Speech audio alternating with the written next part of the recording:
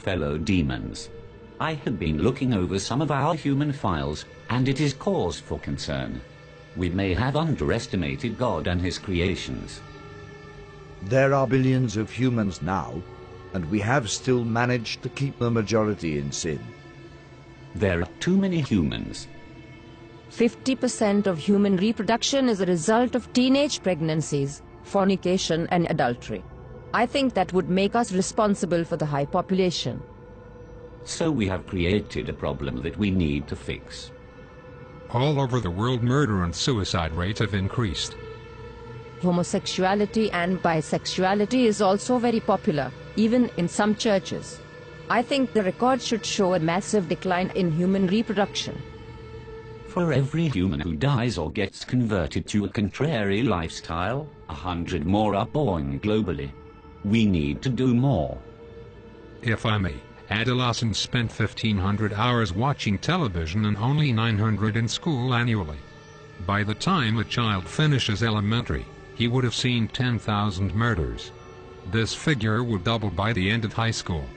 By the time a human reaches 40, he would have spent 10 years watching television. Impressive. But we still need to do more. Fellow demons, I want you to seriously consider what we are up against. It is not God's will that any human perish. He will do everything in his power to save them. It is our duty to make sure they perish. Am I making myself clear? We have been targeting Christians and have destroyed the desire of many for God's word and prayer. Many do not fast, or even witness to those who are perishing in the act of sin. We have nullified the effects of many churches on the community. The reports of people getting saved has been reduced by 64%. I think we are doing a good job. Do you sleep? Yes. Then we can do more. No demon in this room is supposed to find time to sleep and eat. Now tell me where we stand with our attack on the churches. The leaders of the churches are revising their teachings. They encourage members to get back to the Word. What they don't know is, less than half an hour is given to Bible reading in any given week, which amounts to less than 26 hours for the year. Christians have lost the desire to read the very words that tell them how to live. The result is, they mix the sacred with the profane, surrendering all hope of them making it into heaven. Wonderful. Now we have to find a way to force human reproduction into a massive decline. We are thinking a global recession. Making the cost of living so high, very few will be able to afford it, unless by dishonest means. The need for money will be so great, and job opportunities so limited, that crime and violence will escalate to alarming levels in many countries. Guns will fall off the market like chewing gums. The prisons will be overcrowded. The graves will expand like hell itself. That should take care of 15% of the population. What else do we have? We can use their own bodies against them. Worldwide pornography. We introduce this on all levels, from billboards to public newspapers.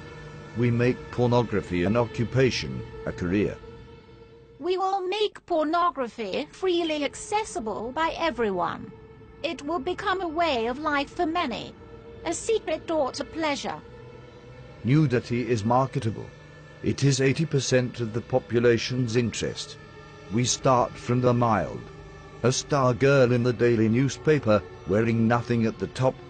Then as the desires increase, we introduce more until a man's appetite for sex cannot be satisfied with having just one partner. Adultery and fornication will become an acceptable way of life, even in the church. The scent of sin will go up into God's nostrils. The atmosphere will be utterly polluted with what he hates. Humans will think of nothing but sex. Wouldn't it contribute greatly to our problem? Not if there is a way for humans to protect themselves from pregnancies and diseases during sexual activity. Imagine what will happen if humans had a way of having sex without fear. You are thinking birth control. Yes. protection for both male and female. We'll have our products on every shelf. They'll stand out on their own and will be advertised in such a way that even Christians will be convinced. Once that is established, childbirth will decrease. And sexual activity will rise. Exactly. Sounds real good so far. What else do we have? There is something that we have noticed about these humans over the years. It seems like great emphasis is placed on self. They seem to have forgotten that self-denial is a prerequisite to a Christ-centered life. The self, it seems, have taken top priority. I expected as much. We think it would be good if we applied even greater pressure in this area. Spice up this world a bit. Make material things a lot more attractive to the human eye. This will increase their desire for gain and decrease their passion for God. Men shall be lovers of pleasures rather than lovers of God. Humans have always preferred instant pleasure above spiritual gain. They spend more time on themselves than they do with anything concerning God. Indeed. But all these are outer attacks. It is their minds that we need to control. That is where I come in. I will tell you of our inevitable victory. Within the confines of these walls, there exists a secret chamber. Within that chamber are thousands of demons that have been undergoing extensive training. These demons have read the human manuscripts hundreds of times and have committed the concepts to memory. I refer to them as the New Age seducers. How effective are these seducers? They can convince a man to become a woman. They will convince men to kill themselves for no reason. They will seduce men into having sexual relations with animals. That should turn the stomach of heaven. Precisely. Men will turn on each other within their own groups. The church will be against the church. Politicians against politician. Family against family. The seducers can accomplish this? Without a doubt. Once each group is divided, they'll be unable to stand. There will be some who will only listen to the voice of God. A minority at best.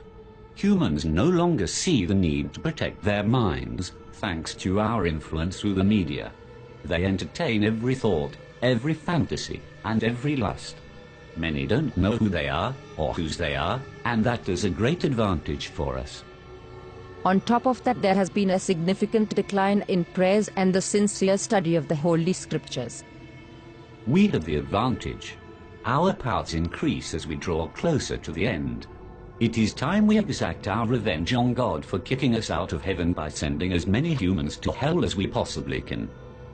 So we go all out this time. I do not want to push God's hand too quickly. I want to savor every moment. I want to watch Jesus beg for these carnal beings till his heart bleeds again. I want him to watch as his children are reduced to godlessness. I want him to watch as his prized creation choose to fornicate and live adulterous lives. I want him to see the hungry die of starvation, the widows and orphans and those in prison go unvisited, and purity become a thing of the past.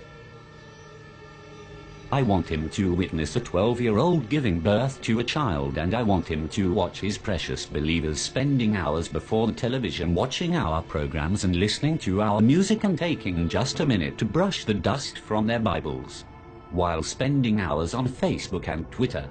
I want him to witness them turning their backs on him for the pleasures of this life. Best of all, I want to watch him resist his own temptation to destroy this world again. Our victory is inevitable. Humans have proven time and time again that they are beyond redemption. They will share our fate in hell. I am convinced that we can still win this war. Arm yourselves, fellow demons. We go to war.